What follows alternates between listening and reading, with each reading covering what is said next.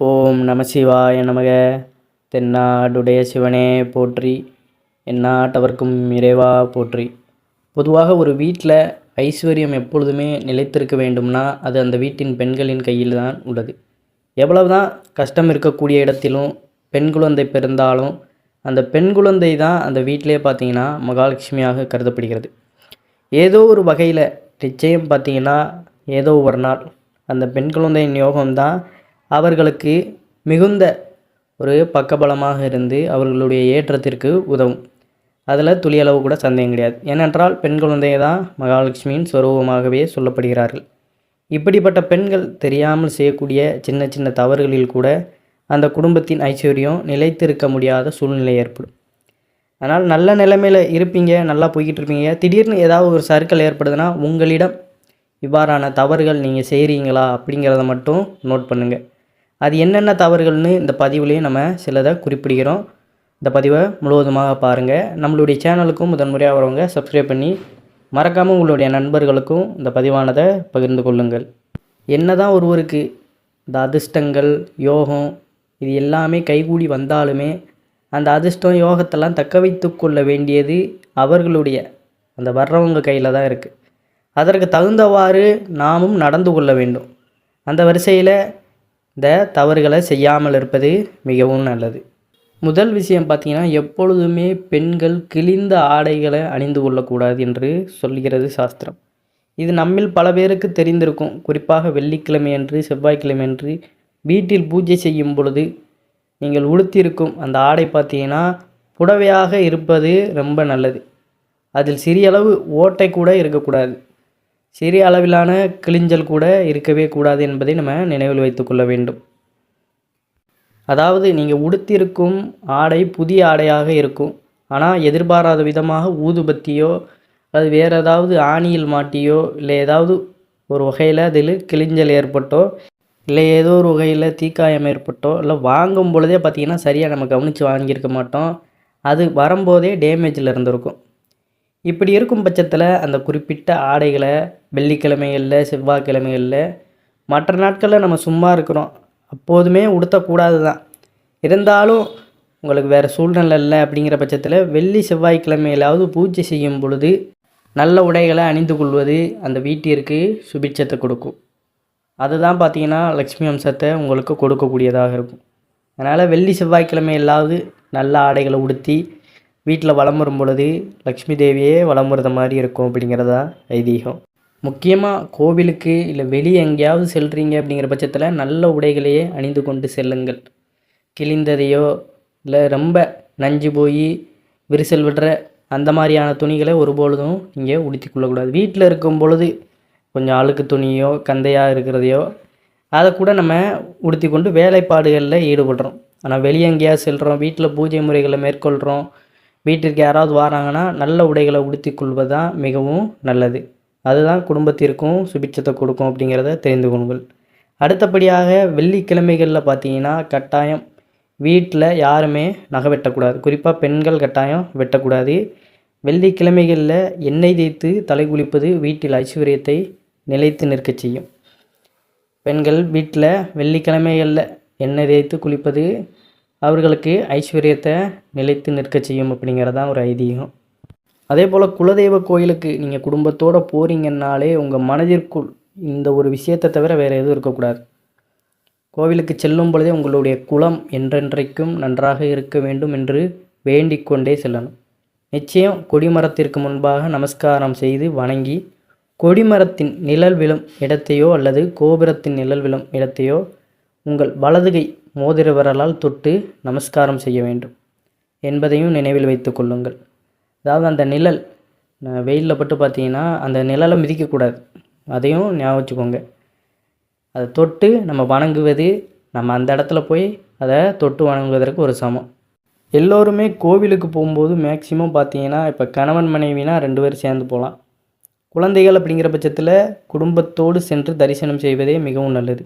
அதே போல் எப்போதுமே கோவில்களில் விழுந்து வணங்கும் பொழுது ஆண்கள் எல்லோருமே உடலை முழுவதுமாக கீழே பரப்பி வணங்கணும். பெண்கள் எப்பொழுதுமே குனிந்தபடி பார்த்தீங்கன்னா மார்பகங்கள் தரையில் படாதபடி அப்படித்தான் வணங்க வேண்டுமே தவிர நீங்களும் பார்த்தீங்கன்னா படுத்துக்கொண்டு இறைவனுக்கு அந்த நமஸ்காரம் செய்யக்கூடாது.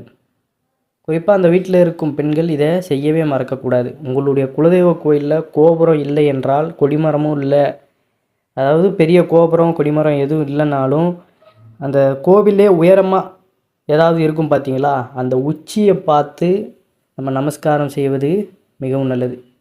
சில பேர் குலதெய்வத்திற்கு பார்த்திங்கன்னா கோவில் கூட இருக்காது, ஒரு சிறிய மரத்தடியில் ஏதோ ஒரு கல் இப்படி கூட இந்த செங்கலோ இல்லை வேறு ஏதாவது சும்மா மட்டும் கட்டி வச்சுருப்பாங்க. அப்போ என்ன பண்ணணும்னா அந்த மரத்தோட உச்சியை பார்த்து நீங்கள் தரிசனம் செய்தால் அது கூட போதுமானது தான். ஏதோ குலதெய்வ கோயிலுக்கு சென்றோம் வந்தோம் அப்படின்னு இல்லாமல் அந்த குலதெய்வத்தை முறைப்படி தரிசனம் செய்து கோபுர தரிசனத்தை செய்து கோடி புண்ணியத்தை பெற்று வீட்டில் சந்தோஷம் நிலைத்திருக்க பெண்கள் மேல் சொன்ன விஷயங்களை கடைபிடிப்பது மிகவும் நல்லது. அதற்கப்புறம் பார்த்திங்கன்னா வீட்டில் நம்ம நாளைக்கு இப்போ சாமி கும்பிட்றோம் இல்லை பிறகு சாமி கும்பிட்றோம்னா பூக்கள் வாங்கி அதை ஃப்ரிட்ஜில் வாங்கி வச்சுருப்போம். வாங்கிய பூக்களை சுவாமி படங்களுக்கு போட்டு விட்டு வீட்டு பெண்களும் அதை தங்களுடைய தலைகளில் சூடிக்கொள்ள வேண்டும். தலையில் சூடாமலும் சுவாமி படங்களுக்கு வைக்காமலும் மலரும் பூக்களை நம் வீட்டில் வாங்கி வைத்து கவரில் போட்டு தெரியாமல் கூட அழுக விட்டு விடக்கூடாது. அது அழுகியோ காய்ந்து போயிட்டால் கூட அதுவும் நமக்கு ஒரு துரதிர்ஷ்டம்தான். அதையும் நினைவில் வைத்து கொள்ளுங்கள். நம்ம சும்மா சாமி கும்பிட்டாலும் சரி இல்லை பிரம்மாண்டமாக சாமி கும்பிட்டாலும் சரி ஏதோ ஒரு நெய்வேத்தியத்தை சுவாமிக்கு வைப்போம். இப்போ விசேஷ நாட்களில் பார்த்திங்கன்னா பொங்கல் அது இதுன்னு படைச்சி நம்ம வைப்போம். சும்மா நார்மலாக எல்லா நாளுமே சாமி கும்பிட்றோம்னா ஏதோ ஒரு முந்திரி பருப்போ பேரிச்சம்பழமோ இல்லை சர்க்கரையோ கற்கண்டோ இப்படி ஏதோ ஒன்று வச்சு நம்ம தினந்தோறுமே சாமி கும்பிடுவோம். அப்படி நீங்கள் சாமி கும்பிடும் பொழுது பார்த்தீங்கன்னா இப்படிப்பட்ட பொருட்களை பிரசாதமாக வைக்கும் பொழுது அந்த பிரசாதத்தை உங்களது பூஜை முடிந்த அந்த 5 நிமிடம் கழித்து பூஜையெல்லாம் முடிச்சிட்டிங்க, விளக்கேற்றி ஒரு 1 மணி நேரம் 2 மணி நேரம் கிட்ட எரியுதுன்னு வைங்களேன், விளக்கெல்லாம் குளிர்விச்சு வழிபாடை நிறைவு செஞ்சதுக்கப்புறம் ஒரு 5 நிமிடம் கழித்து அந்த வச்ச பொருளை எடுத்து சாப்பிட்றணும். அது அங்கேயே மறுநாள் அடுத்து பூஜை செய்ய வரைக்கும் அதையே அப்படியே வச்சு விடக்கூடாது. அது காஞ்சி போய் உணர்ந்து ஒரு மோசமான நிலைக்கு போயிடக்கூடாது. பூஜை அறையிலேயே விட்டு அந்த பிரசாதத்தை எறும்புகள் மொய்க்க விட்டு கூட எறும்புகளோ மற்ற ஜீவராசிகளோ பார்த்துக்கும் வாங்கி வச்சிடக்கூடாது அப்படிங்கிறதையும் தெரிந்து கொள்ளுங்கள். இப்போ சில பேருக்கு தோணலாம், இப்போ எறும்போ மற்ற ஜீவராசிகளோ சாப்பிட்டா அது தானமாக தானே கொடுப்பது, அதில் ஒரு தவறு கிடையாது அப்படின்னு சில பேருக்கு தோணும். இருப்பினும் இறைவனுக்காக படைக்கப்பட்ட அந்த குறிப்பிட்ட பிரசாதத்தை பூஜை அறையிலே வைத்து அப்படி வீணாக்காமல் அதுக்கென்று ஒரு மதிப்பு கொடுத்து நாம் எடுத்து சாப்பிடுவது தான் நல்லது. நம்ம அதற்குன்னு தனியாக நம்ம நிலைவாசலில் தூங்குவதற்கு முன்னாடி எப்பொழுதுமே நிலைவாசலில் தூங்குவதற்கு முன்னாடி பார்த்திங்கன்னா ஒரு சிறு துண்டு வெல்லத்தை வைக்கலாம். ஆனால் இறைவனுக்காக நம்ம கொடுத்து இந்த இடத்துல அந்த இதை போட்டிருக்கோம் அப்படிங்கிற பட்சத்தில் நாம் தான் அதை எடுத்து சாப்பிடணும். அதை அலட்சியம் அந்த இடத்துல ஆமாம் அதை எடுத்து என்னத்தை சாப்பிட ஏதாவது வந்து சாப்பிட்றோம் அப்படிங்கிற மாதிரி இருக்கக்கூடாது. இப்போ நீங்கள் எறும்பு எதுக்காவது உணவளிக்கணும்னு நினைக்கிங்கன்னா தினந்தோறும் இரவு பார்த்தீங்கன்னா உங்களுடைய நிலைவாசலில் ஒரு சிறு துண்டு வெல்லத்தை வைங்க. அந்த வெல்லத்தை எந்த அளவுக்கு அந்த எறும்பு சாப்பிடுதோ அந்த அளவுக்கு உங்களுடைய கஷ்டங்கள் பறந்தோடும் அப்படிங்கிறது. அதனால் இந்த ஒரு தவறையும் செய்யாதீங்க. அடுத்ததாக உங்களது சமையலறையில் காய்கறிகள், பழ வகைகள், மளிகை பொருட்கள், மற்ற உணவுப் பொருட்கள் இவைகளை தேவைக்கு அதிகமாக வாங்கி வைத்து அதை சரியான முறையில் பராமரித்து உங்கள் பயன்பாட்டிற்கு பயன்படுத்தி கொள்வதில் தவறொன்றும் கிடையாது. எல்லாம் நிறைய நம்ம வாங்கினாலுமே எல்லாமே டக்குன்னு நமக்கு காலி ஆகணும்.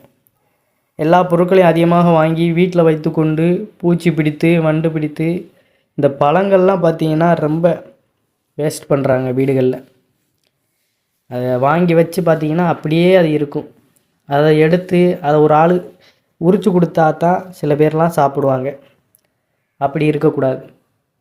பழங்கள்லாம் பார்த்திங்கன்னா எப்பொழுதுமே நமக்கு நல்ல ஒரு ஊட்டச்சத்து. நம்ம வேறு ஏதாவது மெனக்கெட்டு வாங்கிட்டு போய் கூட சாப்பிடுவோம். ஆனால் வீட்டில் இருக்க இந்த ஃப்ரிட்ஜில் இருக்க இந்த பழத்தை மட்டும் பெரும்பாலும் எந்த வீடுகள்லையுமே எடுத்து சாப்பிட மாட்டார்கள். அப்படியே பார்த்திங்கன்னா அது குப்பை தொட்டியில் எடுத்து போடும் பழக்கம் உங்களுக்கு இருந்தால் அதை இன்றோடு மாற்றிக்கொள்வது மிகவும் நல்லது. உடலுக்கு ஆரோக்கியம் தரும் இந்த மாதிரியான பொருட்களை எல்லாமே பார்த்திங்கன்னா சரியான முறையில் பயன்படுத்தி சாப்பிடணும். அதை விட்டுட்டு வாங்கி வச்சுட்டு வேஸ்ட்டாக போடுவதனால நமக்குத்தான் அது வீணாக போகிறது. அதனால் இந்த ஒரு தவறையுமே செய்யாதீர்கள். உங்களுக்கு தேவையான பொருட்களை முடிந்தவரை கெட்டு போகக்கூடிய பொருட்களை பார்த்தீங்கன்னா அப்போவே வாங்கி அப்போவே பயன்படுத்தி கொள்ளும் அந்த பழக்கத்தை வைத்துக்கொள்ளுங்கள். தேவைக்கு அதிகமாக வாங்கி பொருட்களை வாங்கி ஃப்ரிட்ஜில் பார்த்தீங்கன்னா நம்ம அதை ஸ்டோர் செஞ்சு அப்புறம் யூஸ் பண்ணிக்கலான்ட்டு நம்ம நெடுநாட்கள் ஃப்ரிட்ஜ் வந்து பார்த்தீங்கன்னா அது இருப்பது கெட்டு போகாமல் வைப்பது தான். இருந்தாலும் பார்த்தீங்கன்னா அது ஒரு செயற்கை முறை தான். முன்னாடியெல்லாம் அப்படி கிடையாது. அன்றன்றைக்கே சாப்பிட்டு அன்றன்றைக்கே பார்த்தீங்கன்னா ஆரோக்கியமாக இருந்திருக்காங்க. இப்போ நம்ம ஸ்டோர் செய்து அதை வச்சிருப்பதே நமக்கு ஒரு கேடு தான். அதனால் அந்த மூலையில் வச்சு இந்த மூலையில் வச்சு அதை உங்களுடைய வீட்டில் கெட்டு போய் குப்பை தொட்டிக்கு போய்விடாத அளவு பார்த்துக்கொள்ளுங்கள். இதுவும் தரித்திரத்தை கட்டாயம் உங்கள் வீட்டிற்கு கொண்டு வந்து சேர்க்கும். அதனுடைய அந்த அழுகிய வாடை இது எல்லாமே ஒரு எதிர்வினை தான். முடிந்தளவு வேணுங்கிறத மட்டும் வாங்கி டக்குன்னு அதை நம்ம யூஸ் பண்ணிவிட்டு மற்றது எல்லாமே நம்ம தேவைப்படுறப்ப வாங்கிக்கிட்டாலே போதுமானது தான். அதையும் ஞாபகம் வைத்து கொள்ளுங்கள். பூஜை அறையில் நிவேத்தியத்திற்காக அந்த வைத்த வெற்றிலை பாக்கு, பூ, பழம் இவைகளையுமே பூஜை அறையில் அப்படியே விட்டுவிடக்கூடாது. அதை அப்படியே வச்சு வாடி அதை காஞ்சு போயிடுற மாதிரி நம்ம வச்சிடக்கூடாது. வெற்றிலை பாக்கு போடும் பழக்கம் இல்லாதவர்கள், நம்மளுடைய பாட்டி காலத்தில் உள்ளவர்கள் எல்லாமே அந்த வெற்றிலை பாக்கும் போடும் பழக்கம் உள்ளவர்களாக இருப்பாங்க. அதனால் அவர்களுக்கு கொடுத்தோ இல்லாட்டி அந்த வெற்றிலையை பசுமாட்டிற்கு சாப்பிட கொடுத்து விடலாம். வாடுவதற்கு முன்பாகவே பசுமாட்டிற்கு நீங்கள் சாப்பிட கொடுத்து விடுவது மிகவும் நல்லது. அதே போல் பழமும் வச்சுருப்பாங்க. வாழைப்பழமும் அது பூஜை அறையில் வச்சது அப்படியே இருக்கும். அந்த வாழைப்பழம் உங்களுக்கு நீங்கள் சாப்பிட்றதுக்கு தோணலைனாலும் அதையும் எடுத்து அந்த பசுமாட்டிற்கே கொடுத்து விடுவது மிகவும் நல்லது. முடிந்தளவு வீட்டில் உள்ள எல்லா பூஜை பொருட்களையும் முறைப்படி நீங்கள் பராமரித்து வரணும். அந்த இடத்துலையே குப்பை மாதிரி நம்ம மற்ற இடத்துல நம்ம என்ன வேணால் எப்படியோ போட்டு வைக்கிறோம். நம்ம பூஜை அறை சமையலறை எப்பொழுதும் நீட்டாக வச்சுருந்தா தான் வீட்டில் அந்த சுபிட்சம் கடாட்சம் எல்லாமே மிகுதியாக இருக்கும். அதை விட்டுட்டு அங்கேயும் போய் நம்ம தேவையில்லாத பொருட்களை அடிக்கடிக்கு வச்சோம்னா அதுவும் நமக்கு எதிர்வினையைத்தான் கலப்போம். பெரும்பாலும் மேற்கூறிய நம்ம இன்றைக்கு பல விஷயங்களை பார்த்தோம். நிறைய பேர் வீட்டில் பார்த்திங்கன்னா இந்த தவறுகள் நடக்கத்தான் செய்கிறது. முடிந்தவரை இந்த தவறுகளை படிப்படியாக திரித்து கொள்ளிட்டு பாருங்கள். உங்களுக்கு அடுத்து வரக்கூடிய சந்ததியினருக்கும் நன்மை தரக்கூடிய விஷயங்கள் மேல் சொல்லப்பட்ட இந்த சில விஷயங்களும் அடங்கும் என்று கருத்தினை முன்வைத்து இந்த பதிவினை நம்ம நிறைவு செய்து கொள்கிறோம். ஆனால் இதுவரைக்கும் இந்த தவறுகளை செய்திருந்தாலுமே இனிமேல் நீங்கள் திருத்தி கொண்டு போகும் பொழுது தான் உங்கள் வாழ்க்கை சுபமாக இருக்கும். நம்ம எந்த அளவுக்கு அதை டக்குன்னு இளம் வயதிலே உங்கள் குழந்தைகள் இளம் வயதில் இருக்கும் பொழுதே நீங்கள் இதெல்லாம் முறைப்படி செய்யும் பொழுது தான் அவர்களுக்கும் அவர்களுடைய நீங்கள் இப்போ இருக்கிற ஏஜில் அவங்க வரும் பொழுது நம்ம அம்மாமார்கள் இப்படி இருந்தாங்க அப்படின்ட்டு அவங்களும் டக்குன்னு அதை முடிவெடுத்து செல்வார்கள். ஆனால் நம்ம கேர்லெஸ்ஸாக இருந்துட்டால் அவங்களுக்கு எதுவுமே செய்ய முடியாது. அந்த பழம் இருக்குதுன்னா முடிந்தளவு அந்தந்த வீட்டு பெண்கள் எடுத்து கொடுங்க. நீங்களே அதை கட் பண்ணி கொடுக்கும் பொழுது தான் சில நேரங்களில் அவங்க சாப்பிடுவாங்க. அதனால் அதை அப்படியே வைத்து விடாமல் நீங்கள் எடுத்து அவர்களுக்கு கொடுங்க. பெரிய பிள்ளைகளாக இருக்கீங்க அப்படிங்கிற பட்சத்தில் நீங்களே எடுத்து சாப்பிடுவது மிகவும் நல்லது. அதனால் மேற்கூறிய விஷயங்களை நல்ல முறையில் கடைபிடித்து பாருங்கள். நல்லதே நடக்கும் அப்படிங்கிறதான் நிதர்சனமான உண்மை. அனைவரும் என்றும் இறையருள் பெற்று நலமுடன் வாழ வேண்டும். நன்றி, வணக்கம். ஓம் நம சிவாய நமக.